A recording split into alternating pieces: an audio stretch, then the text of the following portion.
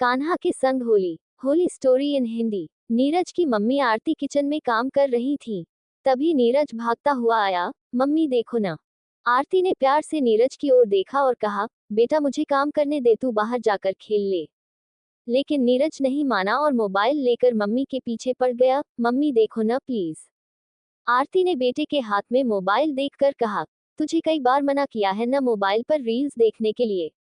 नीरज ने जिद पकड़ते हुए कहा, मम्मी एक बार देखो तो सही। सब लोग होली पर वृंदावन जा रहे हैं। कितनी भीड़ है। हम कब जाएंगे। आरती ने मोबाइल हाथ में लेकर देखा। इंस्टाग्राम पर कई रील्स थी वृंदावन की। कुछ समय काम भूलकर आरती भी रील्स देखने लगी। सब लोग रंगों में सराबोर। बांके बिहारी मंदिर हो या मदन मोहन मंदिर, सब जगह भक्त नाच गा रहे थे।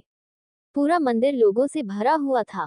आरती ने मोबाइल नीरज को देते हुए कहा, बेटा तेरे पापा को बोला तो था, लेकिन वो कह रहे थे बहुत भीड़ है। ऐसे में हम कैसे दर्शन कर पाएंगे। घंटों लाइन में लगना पड़ रहा है, तब नंबर आ रहा है और छोटे बच्चों को लेकर तो जाना नामुमकिन है। नीरज गुस्सा होते हुए बोला, बस सारी दुनिया वृंदावन जा सकती है, हमारे लिए ही भीड़ है। यहाँ इस फ्लैट में बैठकर बालकनी से होली देखते रहो। नीरज गुस्सा होकर चला गया।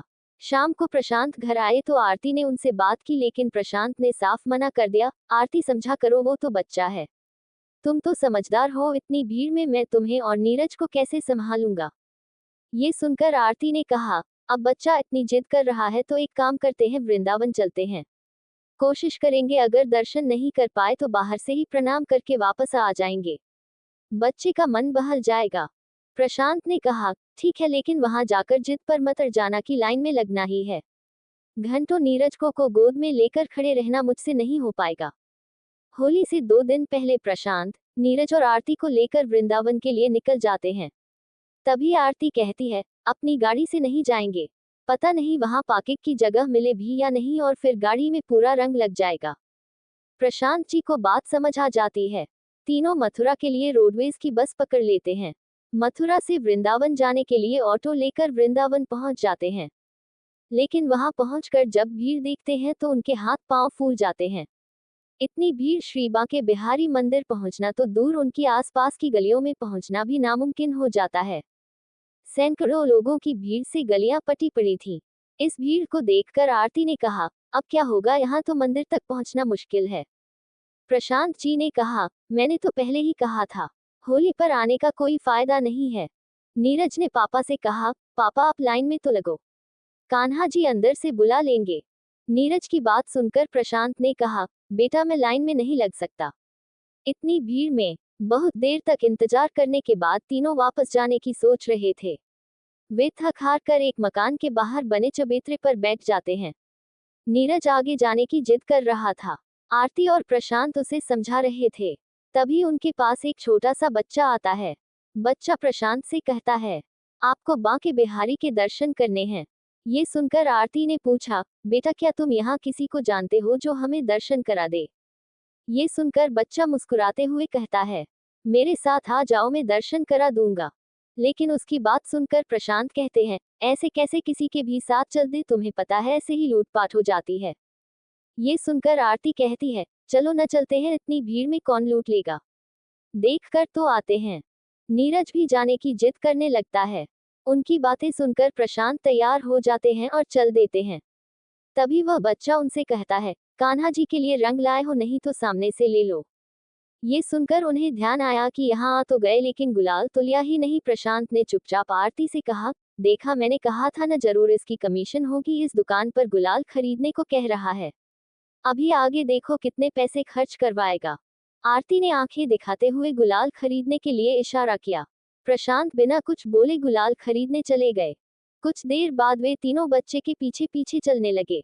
बच्चा गलियों से बाहर निकलकर यमुना जी के पास एक पेड़ के नीचे ले गया। वहां जाकर वह उन्हें पेड़ के पीछे की तरफ ले गया। ये देखकर प्रशांत ने कहा, देखो यहाँ आसपास कोई भी नहीं है, मैंने कहा था, पर तुम नहीं मानी, अब जरा सावधान रहना। बच्चों पेड़ के पीछे ले जाकर बोला, लो खेल लो होली बांके बिहारी जी से। आरती और प्रशांत देखकर दंग रह गए। पेड़ के नीचे बने चबूतरे पर बांके बिहारी जी की एक तस्वीर रखी थी। ये देखकर आरती ने कहा, बेटा तुमने तो कहा था मंदिर ले जाओगे, ये कहाँ ले आए, हमें तो मंदिर जाना था। तब उस बच्चे ने कहा, आप पहले इन्हें गुलाल लगाओ, फिर आंखें बंद करके यहाँ बैठ जाओ। बस जैसा मैं कह रहा हूँ वैसा ही करो। आरती नीरज को गोदी में बिठाकर प्रशांत जी के साथ नीचे बैठ जाती है। दोनों अपनी आंखें बंद कर लेते हैं। तभी वे क्या देखते हैं कि तीनों बांके बिहारी जी के मंदिर में श्री बांके बिहारी जी के सामने खड़े हैं। मंदिर में बहुत कम लोग हैं। पुजारी जी सबको गुलाल लगा रहे हैं। आरती और प्रशांत एक दूसरे को देख रहे थे। फिर उन दोनों ने बांके बिहारी जी के चरणों में माथा टेका। दोनों को गुलाल लगाया गया। इसी बीच नीरज का हाथ उनसे छूट गया। आरती नीरज नीरज आवाज देने लगी। तभी दोनों की आंख खुल गई। उन्होंने देखा उनके चेहरे पर वही गुलाल लग रहा था। पास ही नीरज पास में खड़ा था। वह पूरा रंगों में सराबोर था। आरती ने जल्दी से उसे गोद में उठा लिया और पूछा, बेटा तुम्हें ये रंग किसने लगाया?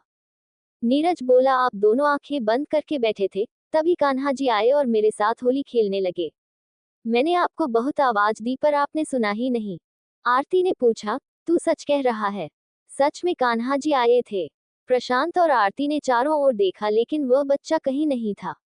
प्रशांत और आरती की आंखों से आंसू बह रहे थे। प्रशांत ने बोला, कान्हा जी मंदिर छोड़कर खुद हमारे साथ होली खेलने आ गए। आरती और प्रशांत ने उस तस्वीर के सामने माथा टेका। बहुत देर तक तीनों वहीं बैठकर उस बच्चे का इंतजार करते रहे। फिर वे उस तस्वीर को लेकर अपने घर आ गए।